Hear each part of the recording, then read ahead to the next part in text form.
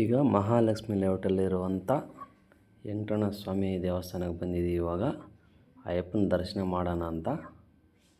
ಈಗ ಒಳಗಡೆ ಹೋಗೋಣ, ಯಾವ ಥರ ಅಲಂಕಾರ ಮಾಡವ್ರೆ ನೋಡೋಣ.